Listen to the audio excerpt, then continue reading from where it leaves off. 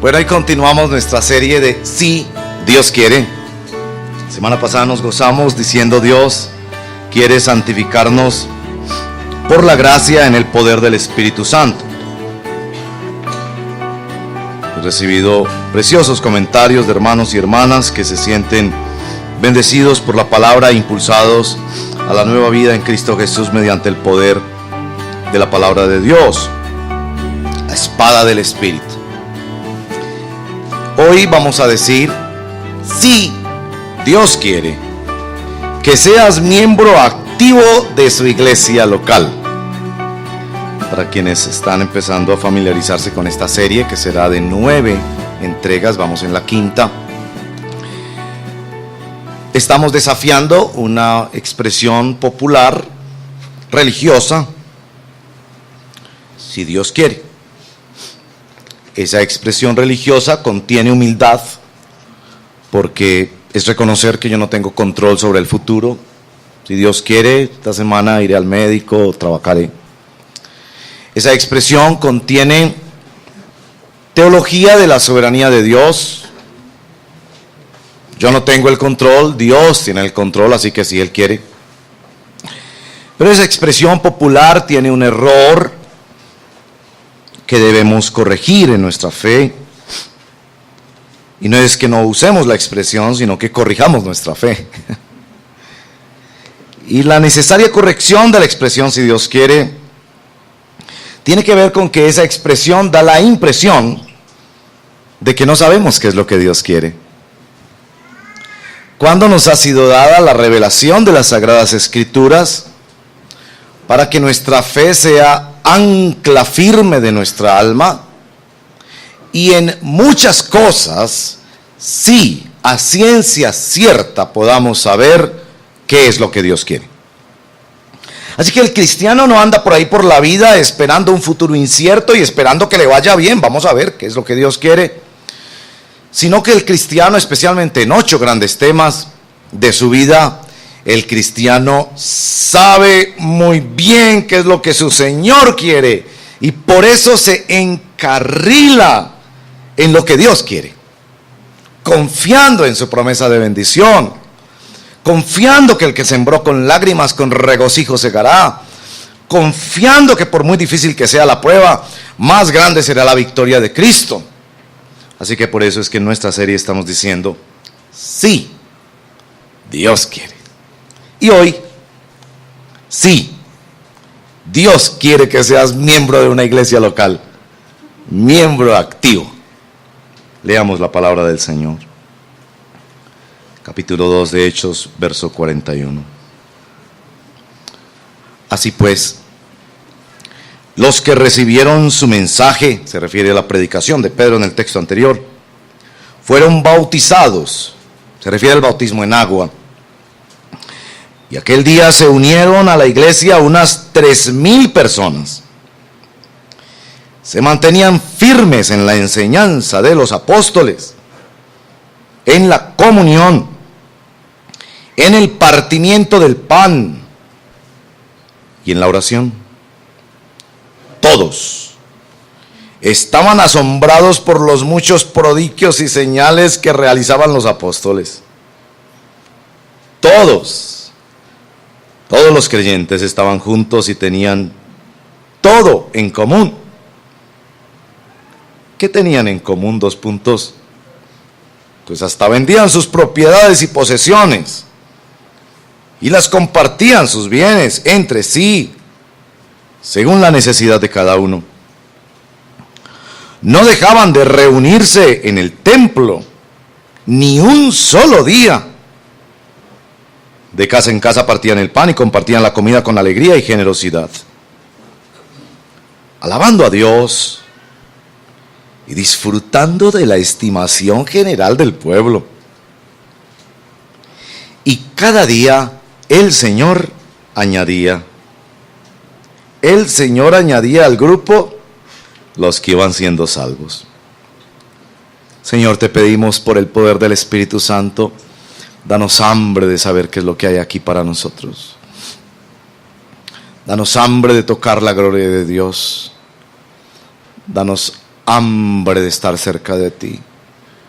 Danos un profundo desespero, un santo desespero, cuando nuestras vidas no están llenas del Espíritu Santo. Y haznos correr hacia ti, nuestra única esperanza. Lo pedimos en el nombre de Jesús. Amén. La base histórica del libro de Hechos es muy importante. ¿Por qué se escribe el libro? El libro de Hechos se escribe para una persona que se llamaba Teófilo. Se discute si era una persona concreta, histórica, o si era un prototipo de persona. Teófilo quiere decir amante de Dios, entonces podría ser así también. Pero es un libro escrito para una persona. Varias cosas se le quería decir a esa persona, pero dos concretas sobre la iglesia. La primera que se quiere decir sobre la iglesia en el libro de Hechos es que la iglesia es autosostenible.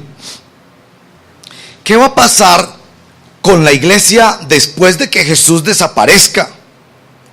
¿Qué va a pasar con la iglesia después de que milagros y prodigios que eran hechos en abundancia en la vida del ministerio terrenal de nuestro Señor sean cambiados quizás por las persecuciones? ¿Qué va a pasar con la iglesia cuando ya no haya tanta visibilidad como la hubo en el ministerio de Jesús, seguido por multitudes? ¿Qué va a pasar cuando el Señor no sea tan visible? ¿Qué va a pasar? Y a Teófilo se le dice: esta iglesia es autosostenible por el poder del Espíritu Santo. No porque tú estás aquí, ni porque yo estoy aquí.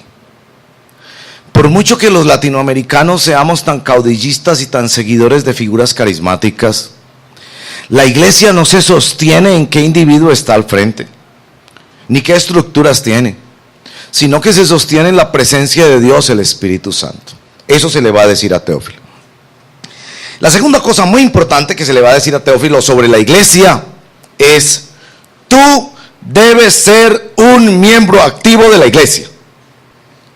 Y esto se le dice de la manera más bella en nuestro texto, cuando ustedes, buenos estudiantes de la Biblia, notan una paradoja entre el verso 41 y el verso 47. A ver, estudiantes de la Biblia, busquen las paradojas. Yo les decía en alguna ocasión que las paradojas son las que hacen a los teólogos, y la iglesia es teóloga. Las paradojas, las aparentes contradicciones. En el verso 41 se nos dice que ese día unas personas recibieron el mensaje, se bautizaron y se unieron. Que si les preguntaríamos a esas 3,000 personas, ellos dijeron: no, yo me quise unir. Como si les preguntaríamos a ustedes esta mañana: ¿por qué está sentado ahí? Usted diría: no, yo quise esta mañana, me levanté temprano, hice mi desayuno y yo quise venir. O alguien te obligó, por favor. Si hay alguien aquí obligado, si la esposa le dijo: no te doy desayuno si no vas a la iglesia. O al hijo: no hay ración esta semana si no vas a la iglesia. Yo espero que todos los que estamos aquí decimos: yo vine porque yo quise.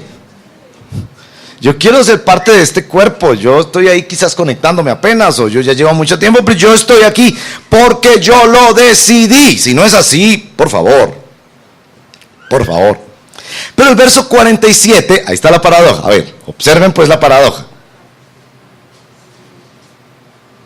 No fueron ellos. Es el Señor el que los añadió. Y esto es muy importante para Teófilo. Muy importante para Teófilo, porque ahí es donde están esos asuntos de la fe cristiana que nos hacen vibrar. Explíqueme pues cómo es el tema. ¿Fui yo el que quise ser parte de esta congregación? ¿O fue Dios el que tomó la decisión y me añadió? A ver, cuénteme cómo funciona eso. Cuénteme cómo funciona eso. Por eso algunos prefieren la expresión antinomio, una contradicción frente a lo que sería una ley de la lógica. Porque la Escritura dice: las dos cosas son igualmente sostenibles y ciertas. Usted vino porque quiso, tomó la decisión, por favor, porque si no, tenemos que hablar. Pero usted también llega a una comprensión de su historia, de su vida personal, en que dice: yo estoy aquí, yo me uní a las filas del cristianismo, yo me bauticé, esto se bautizaron, yo le entregué mi vida al Señor, porque eso lo hizo Dios. Un muchachito de 13 años que un día escuchó la predicación del evangelio y algo se le removió por dentro. Se le removió por dentro sobre todo el asunto de que Dios podía perdonar pecados. Eso fue el asunto de mi vida. Yo no maté un cura ni me robé una monja. Mis pecados más grandes, que los cometí muy serios y muy graves, los cometí después de conocer a Cristo. Pero ese día Dios sabía que había una promesa absoluta de Dios con fundamento histórico en la obra de Jesucristo, y que el Señor me decía por la convicción del Espíritu: te quiero perdonar, te quiero liberar. Yo fui el que escuché ese mensaje, yo fui el que decidí unirme y al mes me bauticé, yo fui el que decidió entrar ahí. Pero entre más avanzo en mi historia, yo digo: eso no fui yo. Los hilos invisibles del gran arquitecto y diseñador se movieron de manera extraña en algunas formas que todavía no comprendo, para que dieran como resultado ese día el impacto de un corazón y el irresistible llamado de la gracia. Ese muchacho de 13 años soy yo. Así que la primera cosa que nos dice nuestro texto es: tú lo decidiste, pero Dios lo decidió antes que tú. Bueno, en la historia de la teología reformada tenemos este dicho, que todos los pecadores pasan por el frente y ven este inmenso letrero: venid a mí, todos los que estáis trabajados y cargados, y yo os haré descansar. Llevad mi yugo sobre vosotros, porque mi yugo es fácil y es ligera mi carga. Y aprended de mí, que soy manso y humilde de corazón. El letrero está ahí para todo el mundo. Unos lo ven y entran, otros lo ven y dicen: ridículo, hay cosas más importantes, hay mejores conocimientos, hay cosas más profundas. Unos entran, otros no. Pero aquellos que entran, después de que entran, se dan cuenta de que la puerta tiene dos lados. En un lado estaba el letrero: vengan a mí todos los que están trabajados y cargados, y yo los haré descansar. Pero en el otro lado de la puerta hay un letrero que dice: estabas escogido desde antes de la fundación del mundo. Por eso no te has muerto, por eso estás aquí, por eso escuchaste, por eso en medio de todas las tinieblas todavía vibra en tu corazón la palabra. Ahí está. Si me preguntan a mí, yo digo: yo quise ser parte de la iglesia. Yo crecí en una época en que la iglesia era muy perseguida. Cuando mis padres conocieron el evangelio, mi abuelo, que acostumbrábamos visitar, nos recibió en aquella visita y nos rechazó como paisa, firme de voluntad y muy orgulloso: ustedes no son más mi familia, porque ustedes se volvieron protestantes. Entonces, la iglesia era mi familia. Mis tíos y mis primos fueron la iglesia. Una pequeña congregación de 50, 60, 70 personas. Fue mi familia. Por eso yo digo que yo soy un hombre de iglesia y amo y defiendo la iglesia. Mi familia. Y Dios me unió a ella, y un día yo me uní a ella. Ambas cosas son ciertas. La cosa más importante que quisiera leer con ustedes en este pasaje hoy, y esa es mi oración, es la definición de iglesia. ¿Cómo tú defines la iglesia? Es absolutamente trascendental para tu caminar con ella. ¿Qué es la iglesia?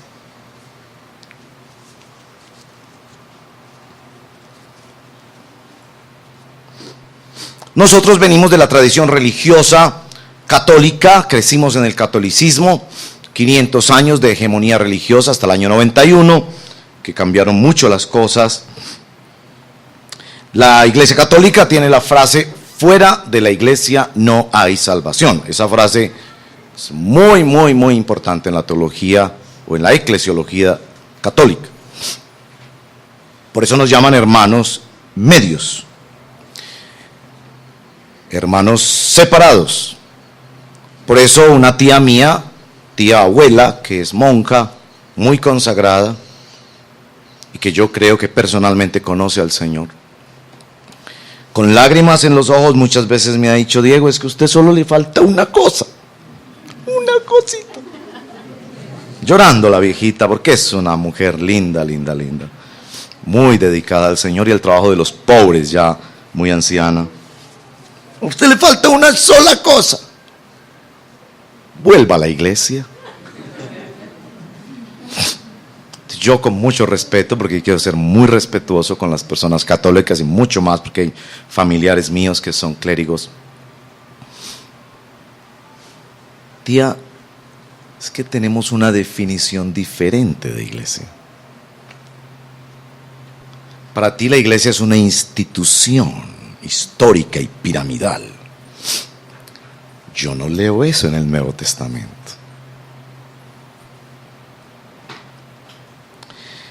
La iglesia evangélica es protestante precisamente, entre otras cosas, porque ha protestado sobre la definición de iglesia. ¿Cómo defines tú la iglesia? Si alguien te pregunta: ¿qué es la iglesia para ti? Veo 3 erróneas definiciones comunes. La primera es un lugar. ¿Qué es la iglesia? No, un lugar, y inclusive en estos días cambiamos de lugar. Y ya tenemos la iglesia en otro lugar. Entonces voy para la iglesia, es un lugar.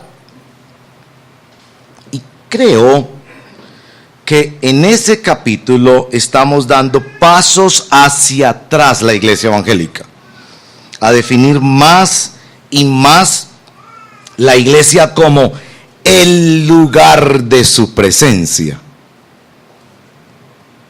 como un lugar donde se manifiesta de manera especial Dios. Quiero contarles la siguiente historia sobre esa definición errónea de la iglesia. Tengo un amigo que fue con mucho sacrificio estudiando para todas estas cosas de medios de comunicación, grabar, filmar, sonido, mucho sacrificio el muchacho, y ahí se fue consiguiendo su carrera, su formación para poder trabajar en este oficio tan bonito de los medios de la comunicación. Lo contrataron en una iglesia aquí en la ciudad, en esas iglesias bandera que predominan y que marcan estilos y fama y modas dentro de la cultura cristiana evangélica. Su hermanita se enfermó muchísimo. Yo fui a visitarla al hospital, oré con la niña creyente, que finalmente falleció, dejando un testimonio precioso en ese hospital de una mujer que entendía la vida más allá de la muerte. Cuando la hermanita estaba muy enferma, este muchacho que trabajaba, que era parte del staff de esa congregación, le pidió al pastor que por favor fuera a orar por su hermanita al hospital. Cosa pues bastante normal, digámoslo así, porque a los pastores pues nos conocemos todos los hospitales por eso, ¿no? Porque quieren el consejo, el consuelo, la palabra de ánimo, y muchas veces también en nombre de la iglesia, con el apoyo administrativo de la iglesia, cobijar situaciones allí para ayudar. Este pastor, que en su mente la iglesia es un lugar donde se manifiesta Dios, le respondió esto. Usted tiene que traerla aquí, porque aquí es donde está la unción. Usted tiene que traerla aquí. Yo puedo orar por ella, y tranquilo, yo ya estoy orando por ella, le dijo, pero debes traerla aquí porque aquí es donde está la unción. ¿Qué definición de iglesia hay ahí? Un lugar. Y eso tiene su contraparte muy complicada, porque entonces, en el lugar donde está la unción nos manejamos muy bien y somos ángeles, ¿no? En el trabajo, pues como en el trabajo no está la unción.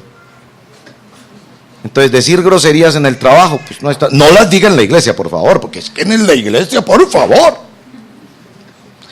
Eso nos viene mucho de la tradición religiosa en la que nosotros crecimos. Para otros la iglesia es una reunión, una congregación.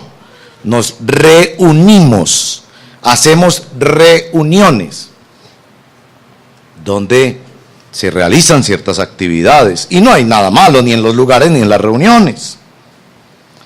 Para los otros, y eso también es muy significativo hoy en día en América Latina, la iglesia es celebración, es liturgia, es experiencia de canto y de oración y de celebración. Y no hay nada de malo con esa celebración, porque celebramos la vida y venimos a traer al Señor nuestras vidas, a veces con tristezas, así adoramos, a veces con alegría, así adoramos. Pero la iglesia no debe ser definida tan pobremente como un lugar, una reunión, una liturgia o una celebración. ¿Cuál es la definición bíblica de la iglesia? Yo les voy a dar la definición histórica más importante en el cristianismo. Hay muchas otras definiciones, pueden citar textos de la palabra del Señor, discípulos del Señor, los del camino, los que siguen la vida y el modelo de Jesús.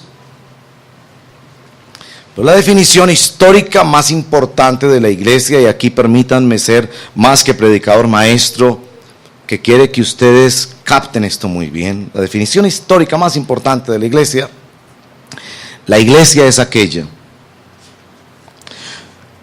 donde se recibe y se predica la palabra de Dios, se administran los sacramentos o las ordenanzas, prefieren algunos, y se aplica la disciplina. Esos tres elementos son esenciales en tu definición de iglesia. Si tienes esos elementos en tu definición de iglesia, vas a poder caminar con ella, vas a poder entenderla a ella y sobre todo, vas a poder amar a la iglesia como la ama el Señor. Palabra, sacramentos, ordenanzas, si prefieres, disciplina. Me referiré brevemente a estos tres. Palabra. Noten en nuestro texto que nos lo dice así, literal. Los que recibieron el mensaje. Ahí está. Los que recibieron el mensaje. La iglesia nace de la predicación de la palabra de Dios, no de una experiencia, porque las experiencias cambian mucho. Y por eso me encanta decir, a veces nuestra adoración a Cristo es con lágrimas, es sembrar con lágrimas. Papá, perdí el trabajo, pero te voy a ser fiel. Papá, te fallé esta semana, pero voy contigo para las que sea. Señor Jesucristo, cometí tal error, pero te voy a hacer un discípulo y me voy a levantar, a veces con lágrimas de arrepentimiento y de búsqueda sincera. Otras veces venimos, claro, a contar nuestros testimonios, cosas gloriosas que Dios hace, milagros, prodigios, cosas extraordinarias que señalan la suficiencia de Cristo. Pero la iglesia nace en la palabra, recibiendo la palabra. El texto es muy sencillo y elocuente en eso. Los que recibieron la palabra, y se viene una tonelada de cosas por efecto de la palabra. Pero la iglesia también vive para predicar la palabra. Y entonces el verso 46, no dejaban de reunirse de casa en casa y alababan a Dios y tenían estimación general de todo el pueblo, porque se ocupaban de comunicarle a los demás que Jesús es real, que Jesús puede vivir en tu corazón, que esto es en serio y esto es cierto, por favor. Más adelante vamos a ver los esfuerzos y los sufrimientos de la iglesia. Primera, por llevar el mensaje a otras personas. Entonces la iglesia nace de la palabra y vive para predicar la palabra que crea nuevas realidades. La iglesia es la iglesia de la palabra, por favor. Cuánta tristeza me ha dado el fin de semana. Enviamos 3 líderes a Bogotá a aprender, entre ellos a nuestro pastor, nuestro querido pastor Bill, y le dijimos, examine iglesias. Fueron a varias iglesias, vea qué puede aprender. Especialmente teníamos interés en el factor jóvenes, que necesitamos aprender, y en el factor niños, que es el área donde necesitamos crecer y aprender cómo llevar palabra de Dios a los niños.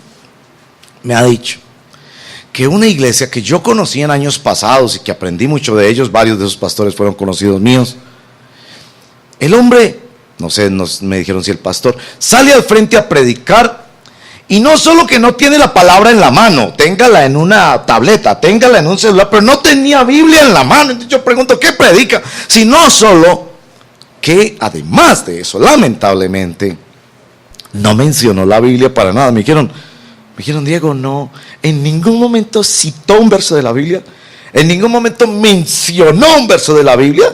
El tipo estaba hablando de la familia y dijo, claro, cosas buenas de la familia, ¿no? Amen a sus hijos y la familia es muy linda, es la célula de la sociedad, por favor cuiden sus familias.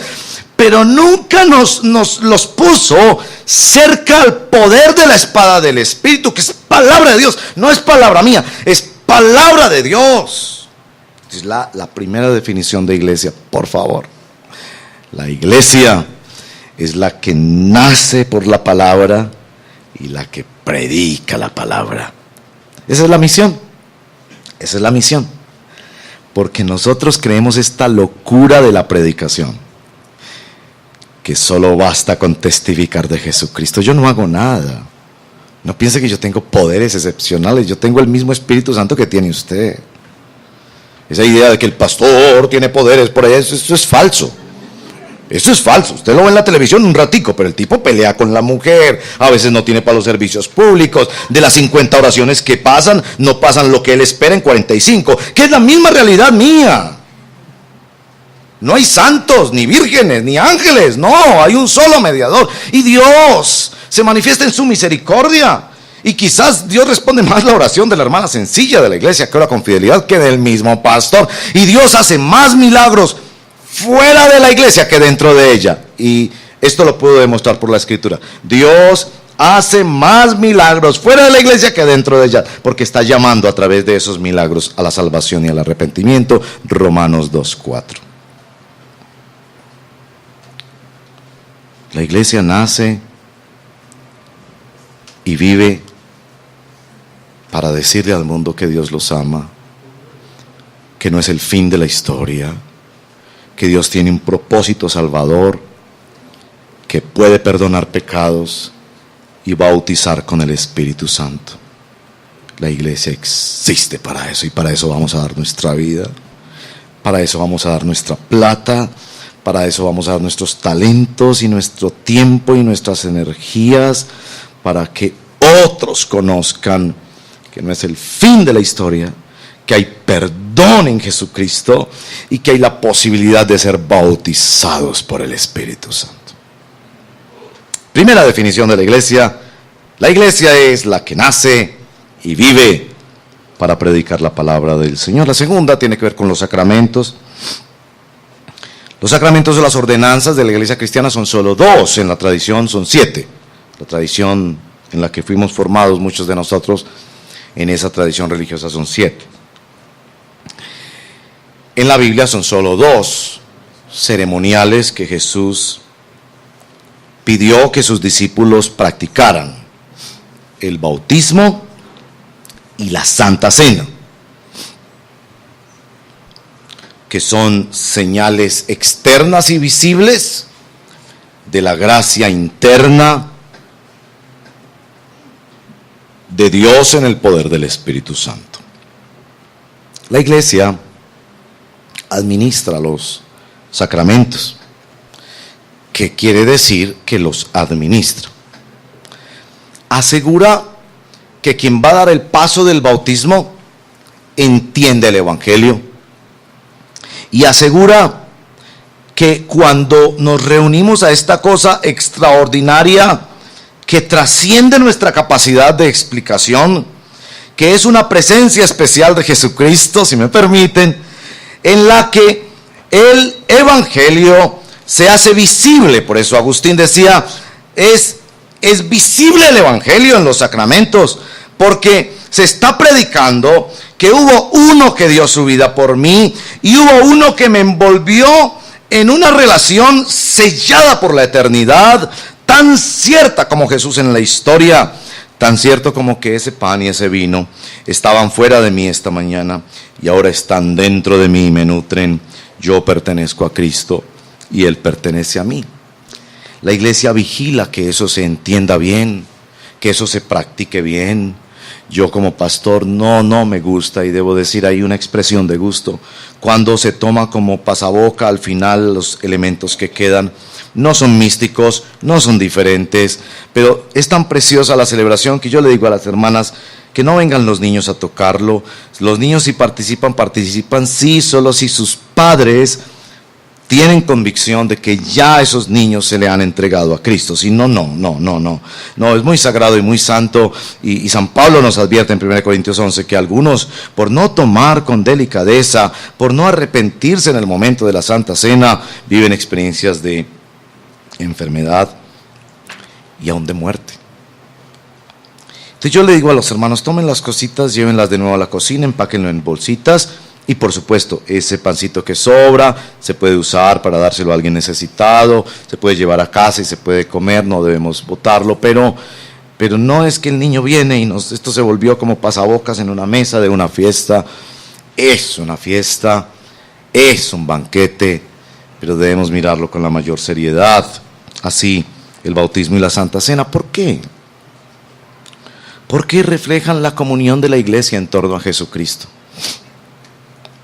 La unidad de la Iglesia no es una unidad de fronteras, sino de centro. Les explico esto. La unidad de la Iglesia no es que pusimos muros para encerrarnos todos aquí y decir, los que están dentro de este muro, estos son. La unidad de la Iglesia no es de fronteras, límites o muros, sino de centro. Los que estamos atraídos a Jesucristo y lo amamos y lo queremos amar más y más y más sobre todas las cosas, los que somos como un imán atraídos hacia Jesucristo, eso es la Iglesia del Señor. Y algunos todavía están muy lejos del imán de nuestro Señor Jesucristo, de su poder atractivo y transformador. Otros están un poco más cerca.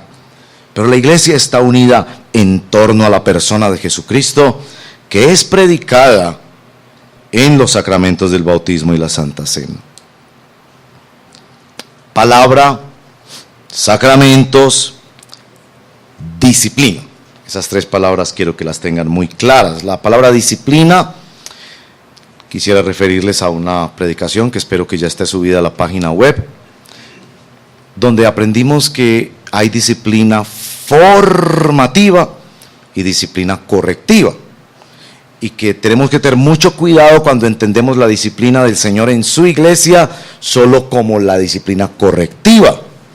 Miren que esta mañana ustedes se han sometido a una disciplina. Una disciplina es darle al Señor lo mejor de nuestra semana. ¿Qué es lo mejor de nuestra semana? Domingo por la mañana.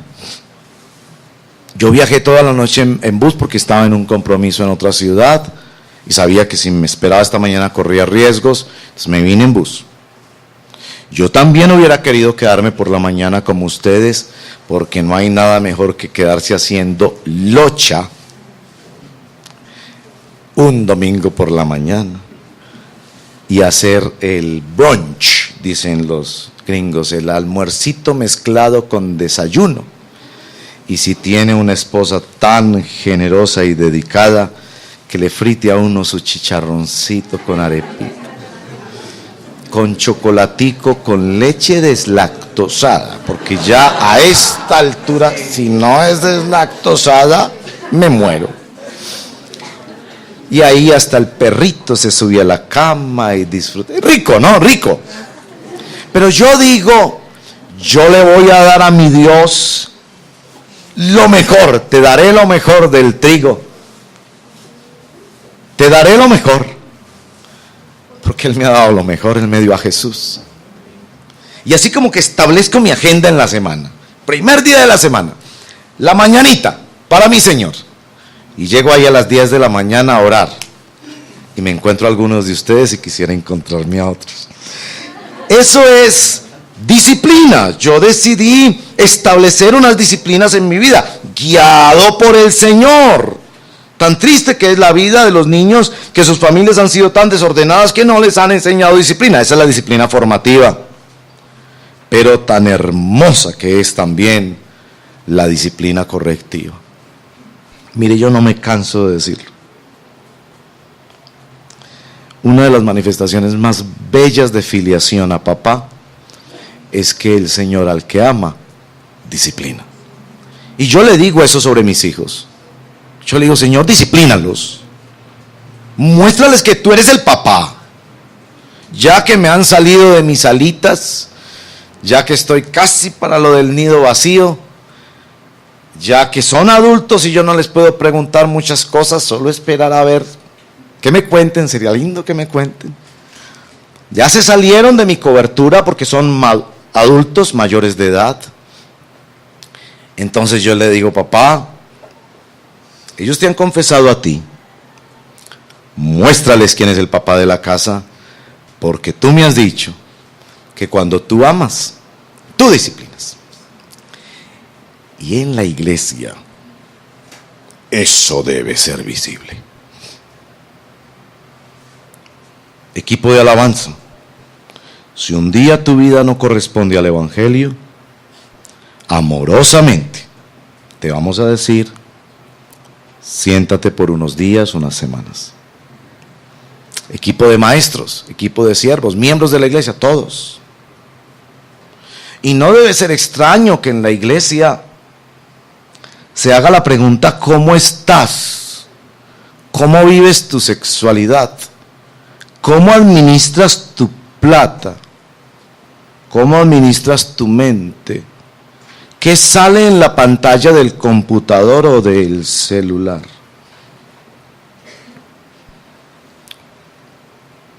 Porque hay disciplina de Dios y queremos caminar juntos como discípulos.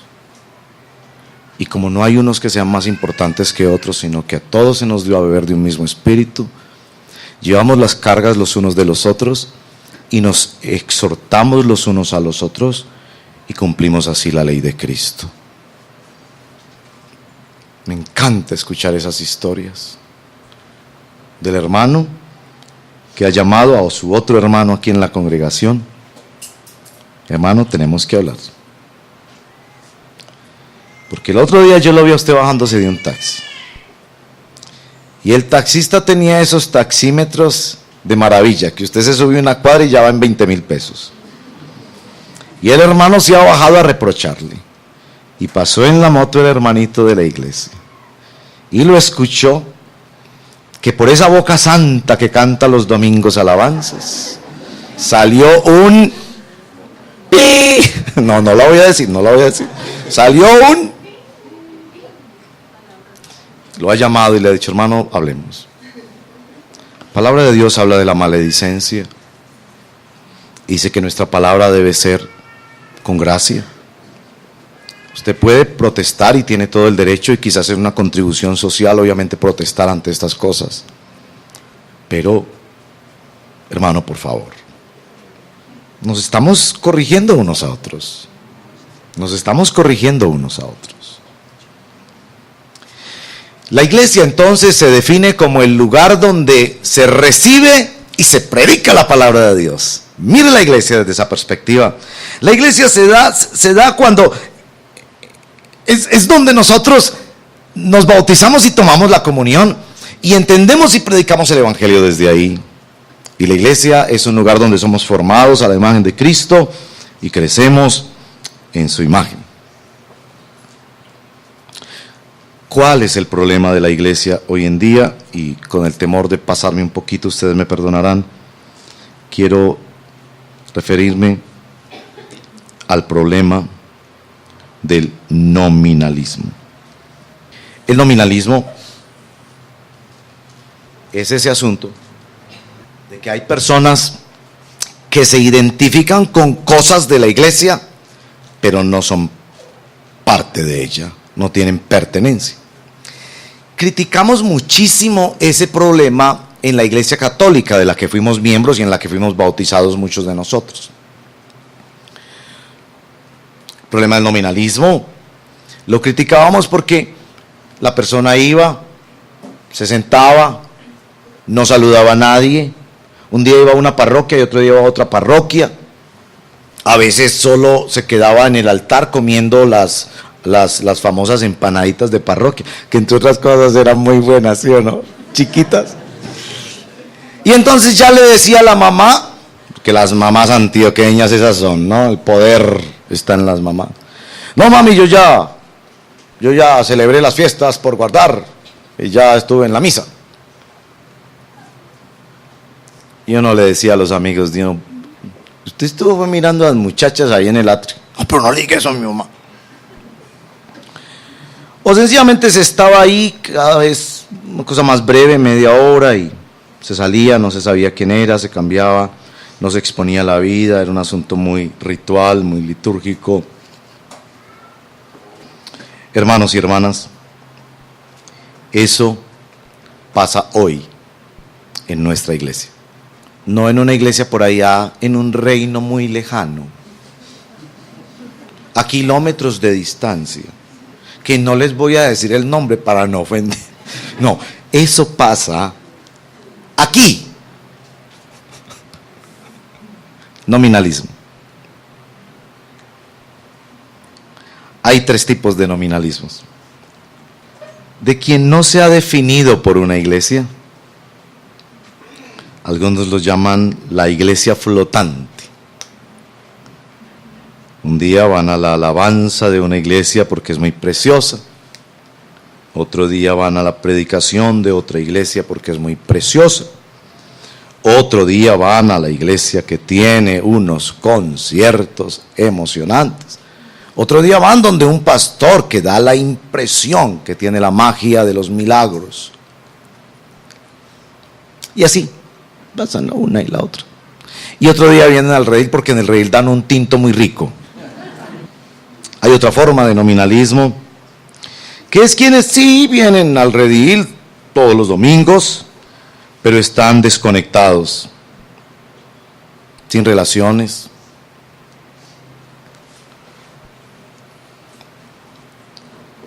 Como aquella historia del anciano muy rico que había en una iglesia,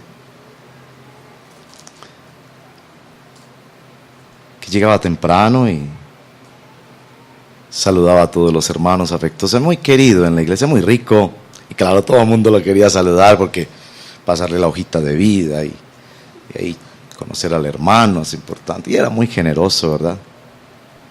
Y al final de la iglesia dice, tenía sobrecitos,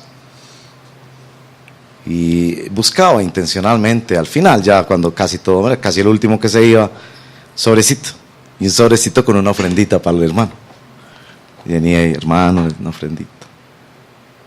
Y a unos les daba 10,000 pesitos, a otros 20,000 pesitos. Y bueno, cuando eso ya fue muy frecuente entre los hermanos empezaron a comentar, pues muy lindo el hermano porque conociendo necesidades, muchos estudiantes, muchos hermanos en necesidad, les decía yo, no es mi ofrenda y mi diezmo se la di al Señor, pues ustedes saben que el Señor me ha prosperado, yo veo que usted tiene una necesidad y yo... Pero a uno les daba 5.000. Había quienes les daba 1.000 en un sobrecito. Esos billetes de 1.000 que ya hay que guardarlos para colección. Y a otros 20.000 y 30.000 en un sobrecito al hermano. Y los hermanos empezaron a comentar, oye, ¿has visto esto del hermano? Que al final dice, quiero bendecirte con un detallito para que tengas una semana quizás con mejores loncheritas o para tus pasajes. Sí, he notado eso, sí, a mí me ha dado. ¿Cuánto te dio a ti? No, 2.000. ¿Y a ti cuánto te dio? No, a mí me dio como 30. No se aguantaron. Hermano, un día los llamaron los hermanos al final, hermano, explíquenos esto. Usted a unos les da en un sobrecito, mismo sobrecito, con el mismo amor, hermano, una bendicioncita. Pero a otros les ha dado hasta 50.000 pesos. Les digo, mire, no lo voy a volver a hacer porque me doy cuenta que está generando tensiones, pero les voy a decir por qué lo hacía. Ustedes saben que yo llego muy temprano a la iglesia. El Señor me puso este sentir, dijo. Yo quiero bendecir los hermanos, pero el Señor me dijo, bendigan a los que bendicen. Y bendecir es bien decir. Y bien decir muchas veces es decir, Dios lo bendiga. Entonces esta fue la estrategia del hermano. No vaya a practicar esto, por favor, no vaya a practicar esto, pero esto es lo que el hermano hacía. Él se hacía allá en la esquinita donde se hacen los que les gusta hacerse en las esquinitas para que nadie los mire y ellos puedan mirar a todos. Ellos se hacían en las esquinitas. El Señor se hacía. Y empezaba a contar a cuántos habías saludado tú. Y por el número que había saludado, le daba 1.000 pesitos. Así que el que no saludó a nadie, sin sobrecito. Y el que hermano había saludado a la anciana, había, hermano, ¿cómo está usted? Dios me lo bendiga. Y a la otra hermana le empezaba a contar, va 1, va 2, va 3. Él dijo, yo no lo voy a volver a hacer. ¿Por qué? Imagínense, no, ahora todo el mundo como loco, si te bendigo, te bendiga, con un letrero para todos. Pero dijo, yo quiero bendecir a los que bendicen. Un segundo tipo de nominalismo es quienes participan en la iglesia, pero solo vienen a recibir. Solo vienen a recibir. Y mi hermano y mi hermana, uno no solo viene a recibir. Esto es un dar y recibir. Perdónenme que les cuente historias y me pase el tiempo, pero mi papá se convirtió en los años 60 en una iglesia aquí en esta ciudad. Bueno, le predicó el evangelio, misioneros canadienses, pero mi papá, muy orgulloso, buen paisa, no quería ir a la iglesia donde este misionero que estaba formando allí una pequeña iglesia. No, yo no soy capaz de ir allá. Entonces pasó por el centro y vio por la calle Amador, muy cerca al Parque San Antonio, una iglesia. Esa iglesia es evangélica. Estamos hablando de los años 60, donde los evangélicos dicen que en los años 60, en mitad de los años 60, éramos 500 en todo el Valle de la Burra. Imagínense, eran 500. Casi todos ellos se conocían. Y él vio esa iglesia de locos ahí en la evangélica. Yo no soy capaz de ir donde el misionero, pero me voy a meter ahí. Ahí como que hablan la Biblia y cantan. Se metió. Mi papá tiene una voz hermosísima y le gustaba mucho la música y nunca pudo estudiar ni nada, pero le gustaba mucho la música. Entonces eso, los cantos, y cuando eso se cantaba con un himnario, pero las líneas eran diferentes por el asunto pues del pentagrama y demás, las notas musicales, no entendía muy bien. Una señora lo vio muy asustado, imagínense, años 60, donde la iglesia católica nos echaba de las iglesias y demás, y las familias nos rechazaban. Mi papá, muy asustado, cogió de la banca, no sabía por dónde estaban, y una señora se le acercó. Lo vio tan asustado, se le puso al lado un momentico, y le dijo, ¿usted quiere que le ayude? Y él muy asustado le dijo, sí, ¿cómo es que están cantando? Yo no entiendo. Las líneas se saltan de la 1 a la 1 y demás.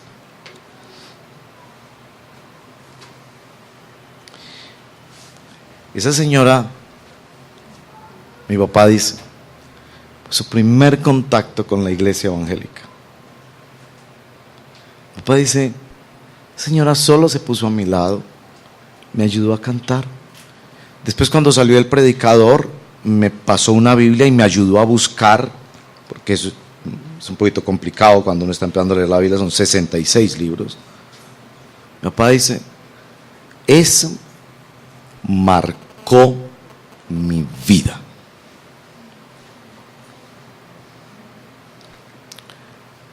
Yo me sentía tan asustado, me sentía traicionando todas mis tradiciones. Una persona que se acercó y lo saludó y le bendijo así, algo tan sencillo. Pero hay un nominalismo de los desconectados. El nominalismo más preocupante en la iglesia cristiana hoy en día, y lo es en nuestra iglesia, es el nominalismo de quienes no han incorporado a la iglesia en su proyecto de vida. Sí, saludan porque son amables y tienen amigos, pero podrían tener los mejores amigos en la iglesia, pero la iglesia no hace parte del propósito de su vida, cosa que se debería reflejar en su oración, en su testimonio, en sus finanzas, en toda su vida. Que no sea así.